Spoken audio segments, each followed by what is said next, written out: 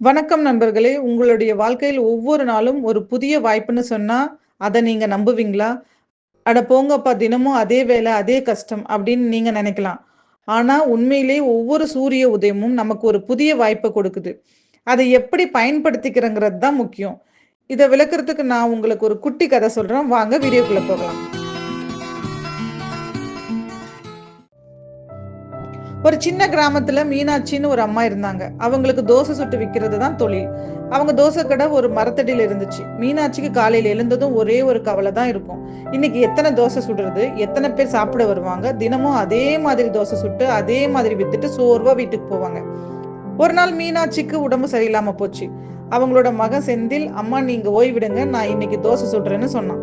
செந்திலுக்கு தோசை சுட தெரியாது. ஆனாலும் ஆர்வமா சுட ஆரம்பிச்சான். முதல் தோசை கோணலா வந்துச்சு. ஐயோ! இது என்னடா இப்படி வந்துடுச்சுன்னு நெனச்சான். ஆனா, அவன் அத போட்டுட்டு அடுத்த தோசை இன்னும் நல்லா வரணும்னு முயற்சி செஞ்சான். 2வது தோசை கொஞ்சம் பரவாயில்ல. 3வது தோசை இன்னும் நல்லா வந்துச்சு. அன்னைக்கு வந்தவங்க எல்லாரும் நம்ம தோசைய விட செந்தில் தோசை ரொம்ப நல்லா இருக்கே! புது டேஸ்ட்டா இருக்குன்னு பாராட்டுனாங்க. செந்தில் ஆச்சரியப்பட்டான். நான் ஒண்ணும் பெருசா பண்ணலையே. கொஞ்சம் கவனம் செலுத்தி சுட்டேன். அவ்வளதான். அன்னைக்கு செந்திலுக்கு ஒரு விஷயம் புரிஞ்சுது. ஒவ்வொரு தோசையும் ஒரு புது வாய்ப்பு. முதல் தோசை சரியா வரலன்னா, அடுத்த தோசை இன்னும் சிறப்பா வரும்னு முயற்சி பண்ணலாம். நம்ம வாழ்க்கையிலும் அப்படித்தான் நண்பர்களே. நேத்து நடந்தத நினைச்சு கவலைப்பட்டுக்கிட்டு இருந்தா, இன்னைக்கு கிடைக்கிற வாய்ப்ப நம்ம இழந்துருக்கு.